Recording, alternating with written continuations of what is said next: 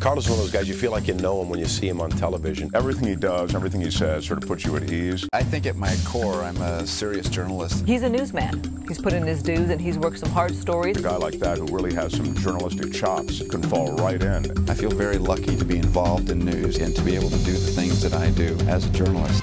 Carlos Amezcua of KOIN-TV reports. Oregon spends over $220 million on the criminal justice system every year. The weather has cleared consistently. The raindrops felt like pebbles hitting my face. Allison, that's right. The people are already starting to come into the Starlight Bowl to hear Daniel. A traumatic flight ended safely for passengers aboard a Japan-bound jetliner. The worst massacre of its kind was unfolding here in San Ysidro. We could hear the bullets going off in the distance.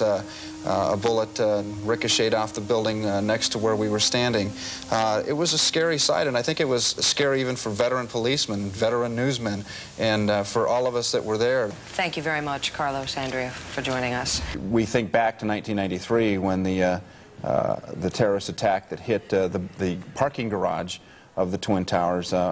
Osama bin Laden and Sheikh Omar Abdel Rahman being convicted of the crime, but Osama bin Laden still at large and claiming responsibility for that attack. Police even pushed our cameraman around.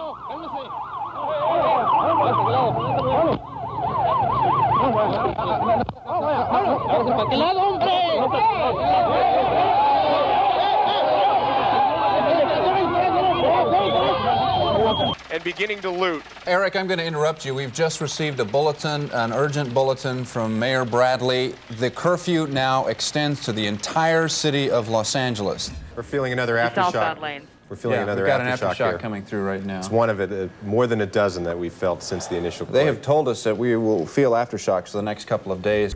Running for governor, Jerry Brown, right now in our studio. They've had so much corruption over there, so much abuse of their power, that we need a court-installed monitor. But right now, there's people in place right now that are currently running it, and earlier in a news conference, you called them squirrely. What did you mean by that? Well, we've been discussing, my lawyers have been talking to them, said, look, we put a monitor in, that's good for you, it's good for the city, it's good for the public. And they give us one story after another, and they hem and they haw. Well, no, wait, hang on a second. I've got a letter here dated October 8th. They're not hemming and hawing. They're willing to cooperate with you. So why are you saying that? That's not true. No, that is not true. No, this letter says they're willing to cooperate. That's what I mean. They're squirrely because they write letters, but then we call them on the phone. But it's in black and white, Governor. It's right here. Hey, you want to see the letter? Wait.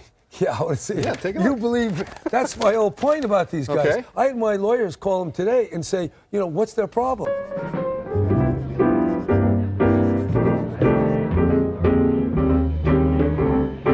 What was going on inside of you at that time? I mean, you were riding a wave there that you were the envy of every man in the world. Tell me about what that felt like inside of you. Well, to do something that you really believe in, to make some difference, accomplish something, and be successful at it, there's really nothing more satisfying than that. It helps to establish a sense of personal identity, but it really makes you feel as if you're doing something worthwhile. What drove you to be such a champion for civil rights and for openness in this area? Well, it was the other half of what I was all about. Let's face it, the California dream is a bit tarnished these days as companies leave because of high taxes and a tough regulatory environment. Tonight in this Fox 11 News special, Saving the California Dream, we'll hear cold hard facts from businesses that have left and hope from innovators who share their success stories. This is San Diego's beautiful Coronado Island, home to the Naval Special Warfare Center. It's made up of SEALs and SWCC. But what is SWCC? You're going to find out about that a little bit later. But first, the SEALs. Welcome to Showtime in Room 56. All of those long but fun hours of rehearsal are about to pay off. This is one of 15 performances for the Hobart Shakespeareans. It's sold out, so sit back and enjoy A Midsummer Night's Dream.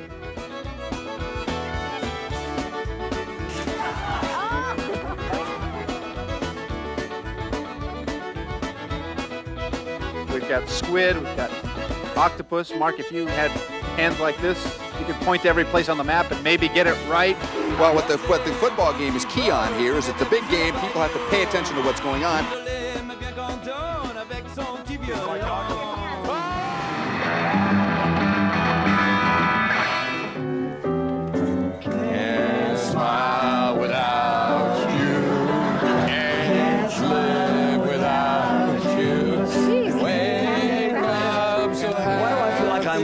Muppets.